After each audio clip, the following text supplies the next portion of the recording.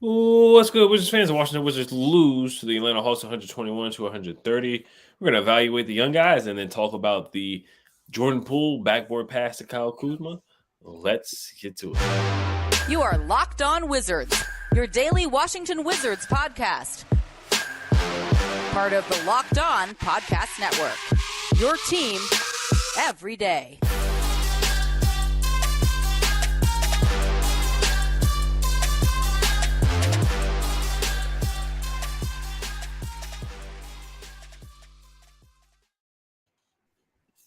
Just want to thank you guys for making Locked On Wizards your first listen every day. We are free and available wherever you get podcasts.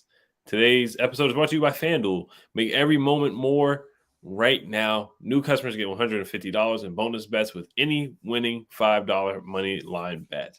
That's $150 if your team wins. Visit FanDuel.com/locked-on to get started. It's your host, the real Ed Oliver, my guy Brandon Scott. Washington Wizards lose the Atlanta Hawks 121 to 130. They are now 1-3 on the season. So we're just going to start off evaluating the young guys. We don't want to sound like a broken record after every loss or blowout loss. Just talking about all the negative things because, we got 79 more games of it.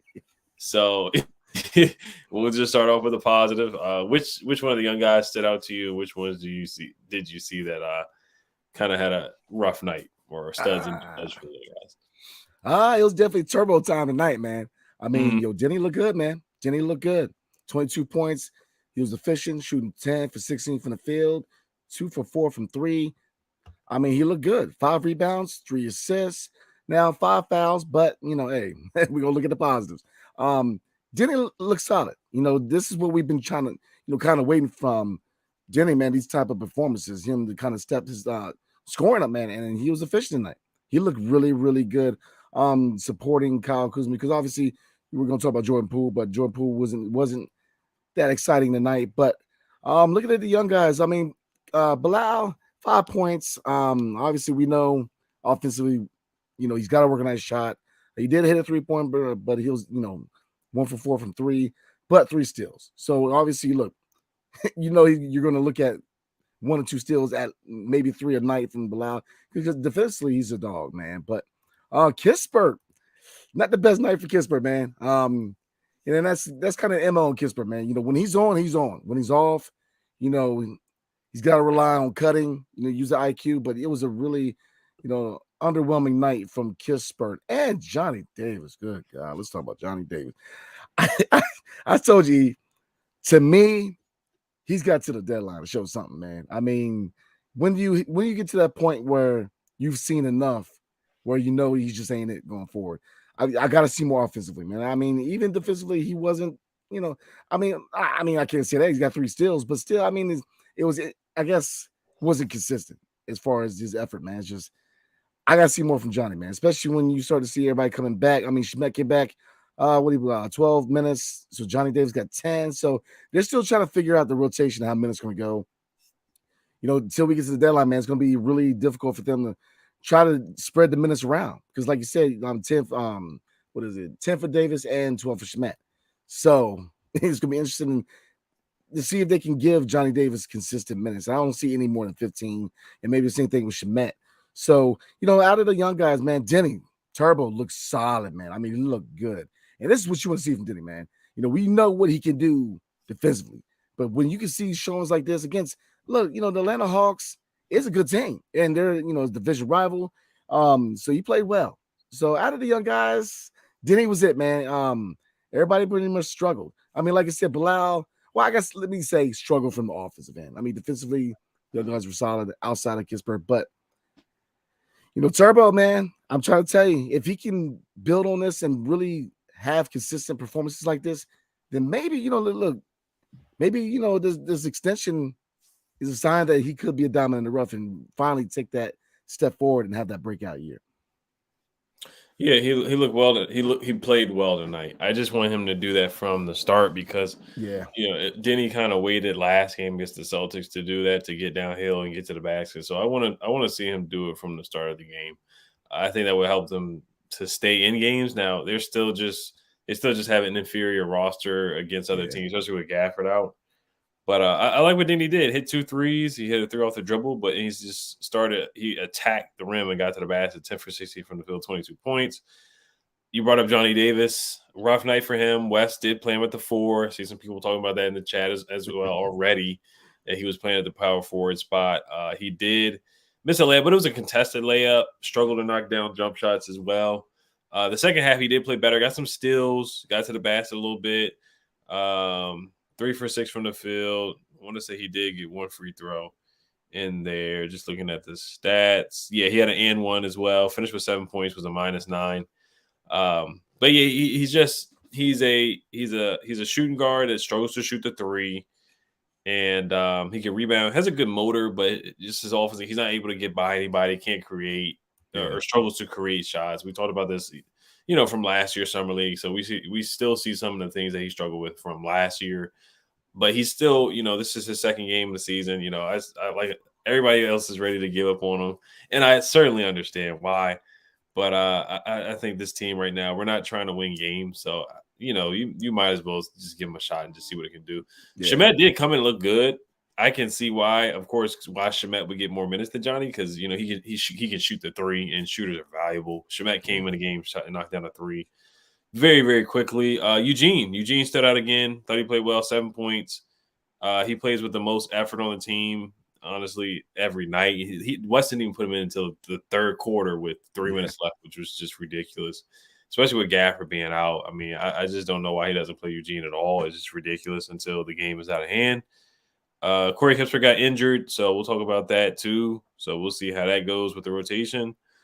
Probably talk about the rotation a little bit tomorrow. And then Bilal, he was a +15 in the plus-minus box. I know it's not the end-all be-all plus-minus, but offensively, yes. He excuse me, it just looks like he doesn't have a plan out there.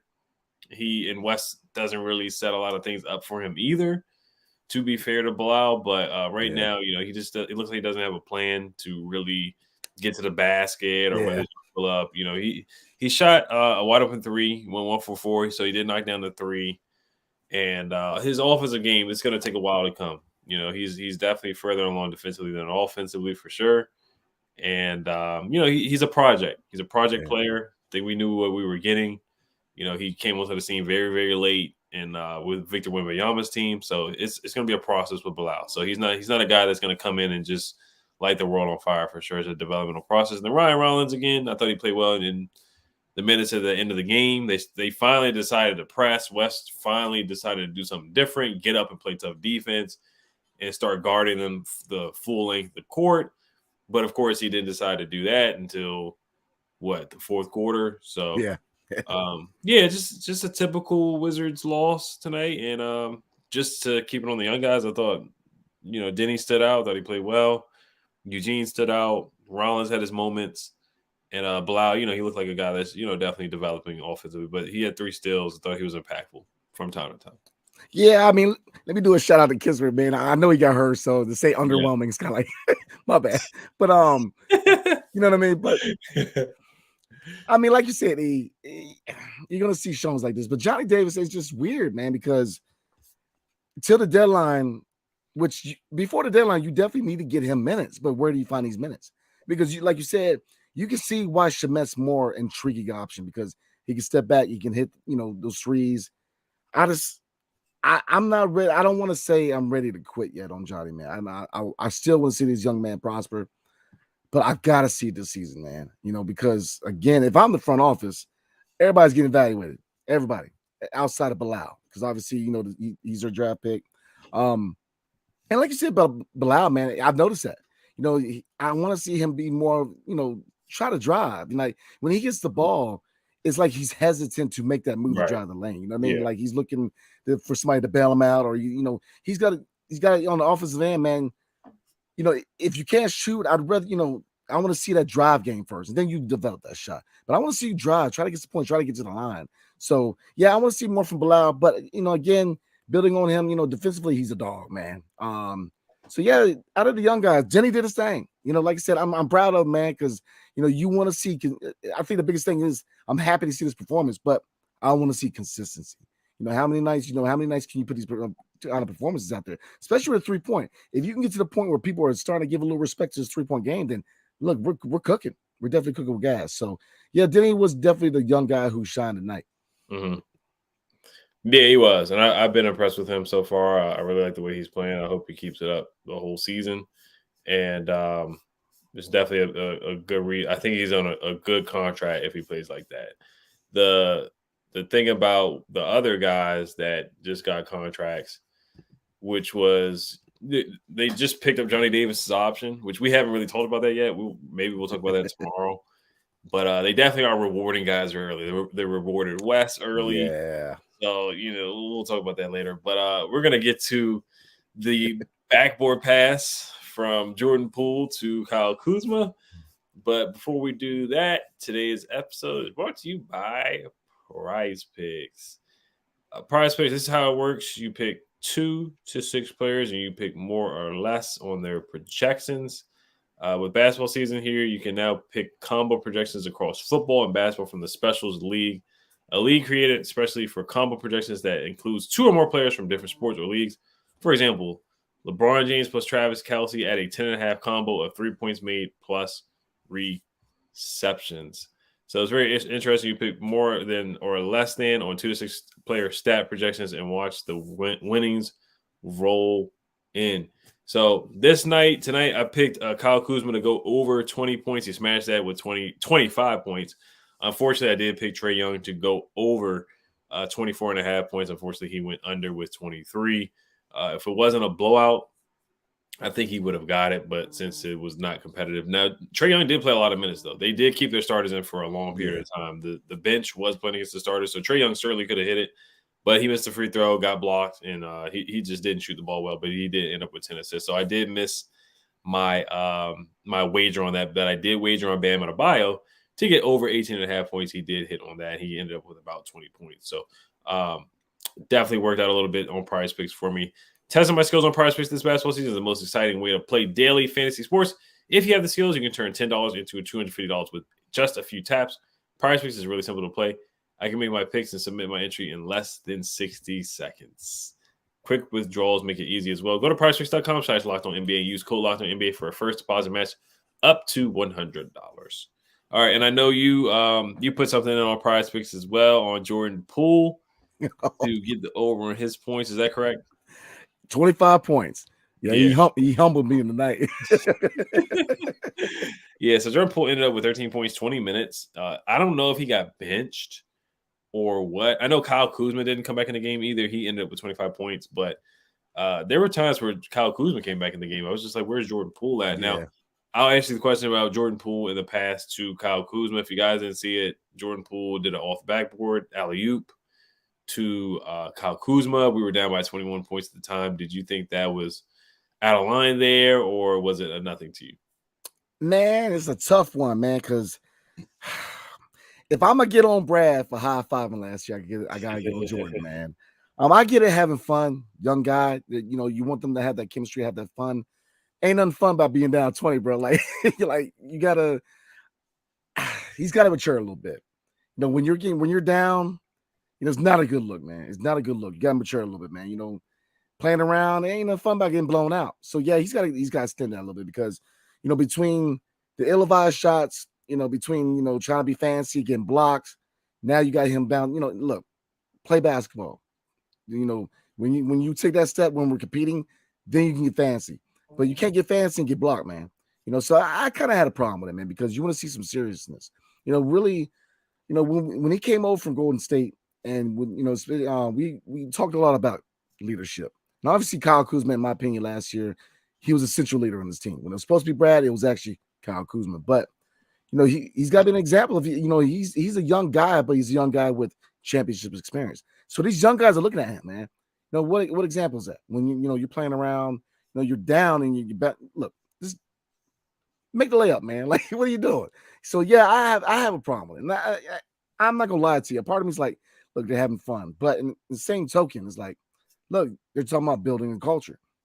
I'm gonna say the thing about building a culture is, you got to build a culture where you take this is a job. Take it serious, man. You playing around and all that. Look, people trying to spend $200 watch you play You out there joking around. Ain't nobody laughing, man. Like, we expect you to try to win. And I get it's a rebuild, but you still try to win. So, they got to get serious, man. They got to get serious because people, look, it's not a good look. It's just not a good look because people aren't going to take us serious as an organization when, you look at highlights and Jordan Poole's trying to get fancy, he's getting blocked. That's not a good look, man. The whole narrative coming over from Golden State was what? Immaturity. We both had a lot of high praise for how he responded to Draymond Green and a lot of things were said over in Golden State. And I was saying, look, you look like through his response that he was maturing a little bit, but this is not a good look because you're reinforcing what a lot of people are saying, which is, look, you're a little immature. So he, I don't know if his coach staff, Kuz, he's got to rein that in, man. He's got to get serious because it's serious business. You're trying to build something here. You playing around and all that, man. A lot of people had a high praise, including myself, and high expectations that he could take that step. I mean, you got people like KG that are comparing him to James Harden coming over from OKC, man. So, James Harden's all business. Now I get it. He gets unhappy pretty fast, but James Harden's all business, man. So, I want to see some more seriousness, man. You stem that from where, later down the line when we're actually good, man. But you playing around right now, man, is not a good look because you're not showing by example. And that's what leadership is. Leading by example. He's not doing that right now. Yeah. It's so funny that, we had the question during the offseason. It was like, can we build around Jordan Poole? Yeah. So I think we found that out pretty quickly through 3 games of the season that we are not, or really it was 4 games. Yeah. That's not an option. Now, and he had a great offseason. I mean, him texting Bilal, him orchestrating and organizing guys to come out and play in LA. I mean, he did some great things off the court. He talked a good game. And everything was, sounding good, him becoming a leader. And through these first 4 games, we've had a couple of Shaq and a Fool moments. We had him doing the turnaround, getting blocked by Porzingis. We had him doing the Nick Young or trying to do the Gilbert Arenas, trying to do the Steph Curry, but he ends up looking like Nick Young and missing a shot. Now tonight, we have him throwing the ball off the backboard while we're down 21. So I at first I didn't mind it, but now just thinking about it, it's like we're down by 21. I know you want to have fun. We know it's the season. We're not going to win a lot of games.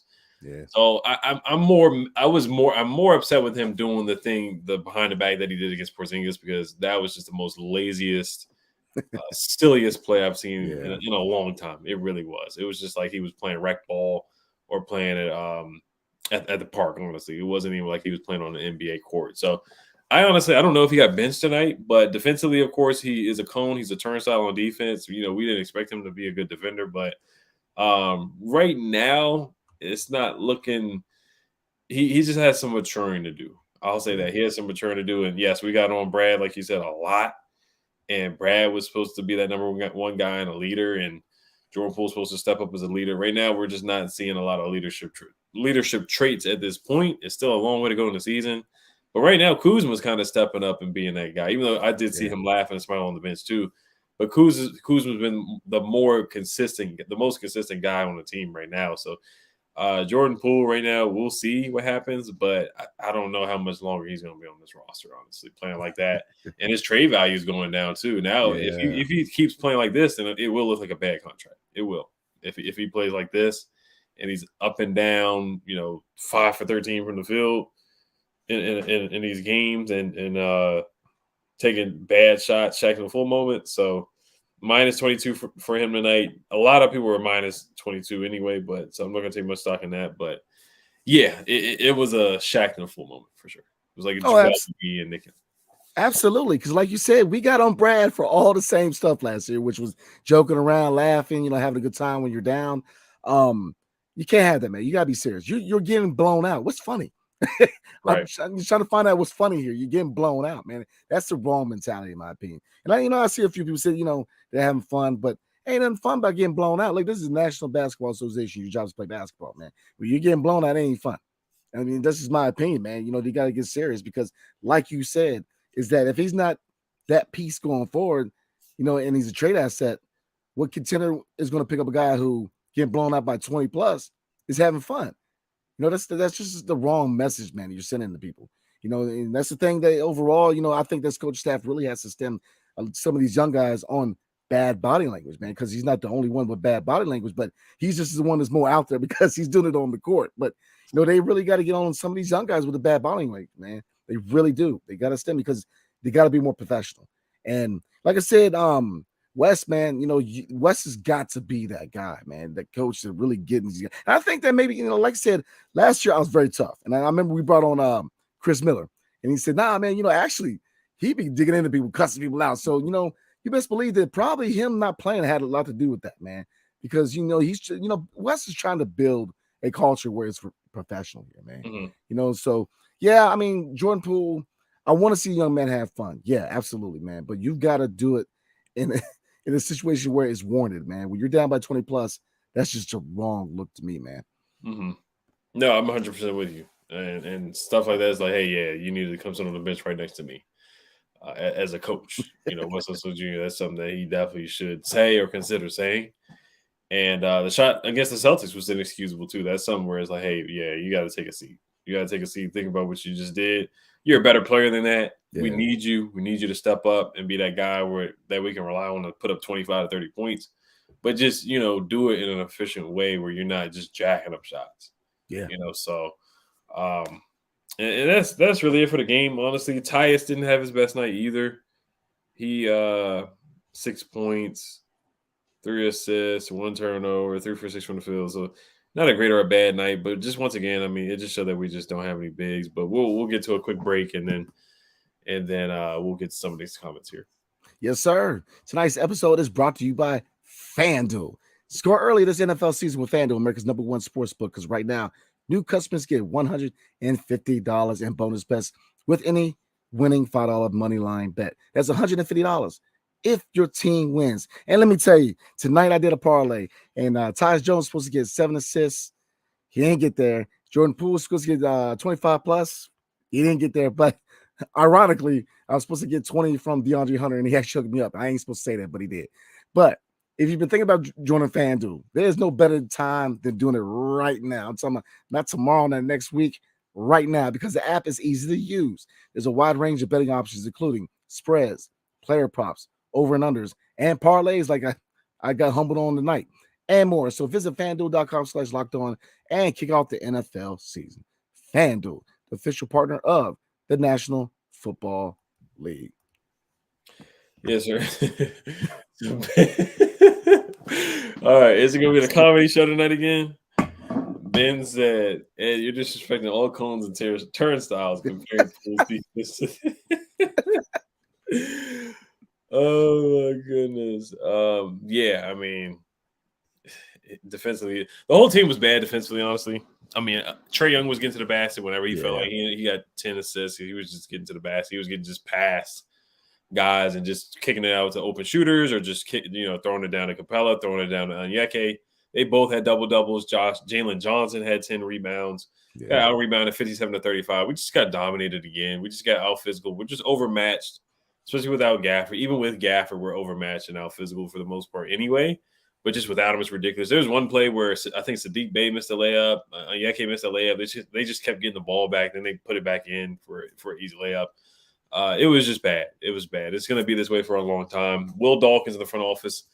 This is probably the first thing that I have not liked that they've done, that they just didn't address the backup center position. Yeah. Knowing that Gafford gets in foul trouble, knowing that he misses games, that we just, and he was listed as questionable. I feel like a lot of people in the media thought he was going to play tonight. Then I saw he was out about an hour before the game, and I was surprised. I really thought he was going to play tonight, but he didn't. So Mescal had to play. Mescal was okay.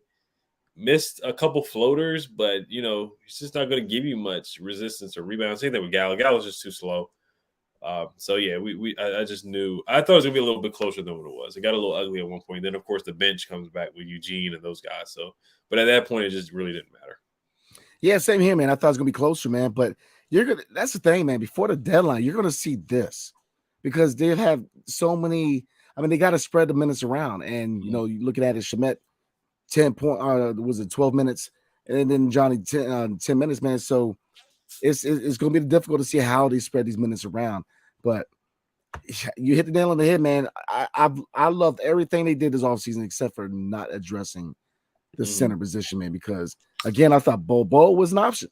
There's young guys there because look, here's the thing, because a lot of people made the comment that look, they're rebuilding, they're trying to tank, so why not just leave it? But here's the thing, you had a lot of young talent, man, that fit the timeline. Like Bobo still could be developed, so I felt like he was an option. So you're going to see a lot of this because rebounding, Muscala and Gafford. I mean, Gafford's got to step up, so hopefully he can help it. But Muscala's not a guy who's going to go in there and get a bunch of rebounds. He's a stretch guy. So, yeah, unfortunately, this is what you're going to see a lot of this. Right. Yeah. Dan 7 Eco 84 says Eugene wants to play. Let that boy play, man. He's shown how effective he can be. We'll talk about that tomorrow. We'll probably read one or two and then wrap it up for tonight. Because today's game started a little bit late. Kuzma played pretty well. I thought he played pretty well scoring wise. I thought he had a good game. Ended up with nine boards, 6 assists, 25 points. I thought he was fine tonight. James Sheet says Muscala and Gallinari are horrible, and Deni is only a good defender relative to our team. Why did we put Johnny Davis in while the game was still close? What is going on? Yeah, I agree on all points, man. I mean, Gallinari, you can see the score in him, man, but he's just that ACL. He's just a mummy, man. He can barely move around. You know what I'm saying? He's just slow, man. And Muscala just ain't it, man. He's just not. He ain't it. So, I mean, all due respect, man, but he's just a mummy out there, man. He's just barely moving around. So this center position scares me. I feel like I say this every game, man. This center position scares me, bro. So we'll see. Yeah, no, Gallo. Yeah, he looks like he's 70 years old. Like he needs life alert. That's just the way the Gallo looks out there. He can shoot the ball though. He had a couple good shots. He had 8 points, 4 for 5 from the field. So he shot the ball well. He had a tough fadeaway, tough post up fadeaway shot. But other than that, yeah, he's not going to give you anything defensively. Of course, the Israeli fandom is happy that Deni had a good game. Says the next Luke in all caps. Shout out to Israeli fandom. Deni, Kuz, and Bilal, the only players on this team that are good. Johnny Davis and Corey Kispert are really bad. We'll talk about that tomorrow. I don't agree. I don't 100% agree with that statement, but we'll wrap it up. We're gonna respond to all the comments tomorrow. There's a lot of good comments here, so we definitely want to address that tomorrow. We'll preview the game for Friday. I want to say it's the first in-season tournament game, so we're definitely going to preview that tomorrow night against the Miami Heat. They play Friday night at 8 o'clock. But once again, we want to thank you guys for tuning in and making Locked On Wizards your first listen every day. We're free and available wherever you get podcasts. Hail to the Wizards. Peace.